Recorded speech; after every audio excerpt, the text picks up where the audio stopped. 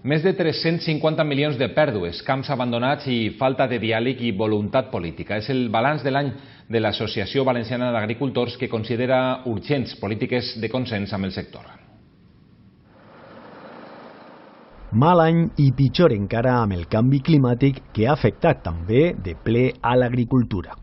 La incidència del clima ha generat dalt de 350 milions d'euros de dèficit i que corresponen a la gota freda que tinguérem en setembre, en la Dana. L'Associació Valenciana d'Agricultors espera, diu, que el nou govern es posi les piles. Som líders en el pressupost més baix de la Generalitat Valenciana entre els sectors necessitats.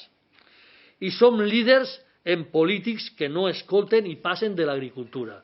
La situació internacional d'incertesa tampoc ajuda. També ha sigut una patada al cul tremenda el tema del boicot dels Estats Units. Mos han tirat del mercat. Enguany no menjaran clementines en Estats Units. I són clars en relació a l'ampliació del port de València. Quan tu estàs a punt d'arribar a la meta i ser líder, que li lleves l'aire i li poses el peuet perquè tropece, crec que és un error polític de primer nivell. A més, denuncien la situació de la Xilella i la falta d'un pla d'actuació clar.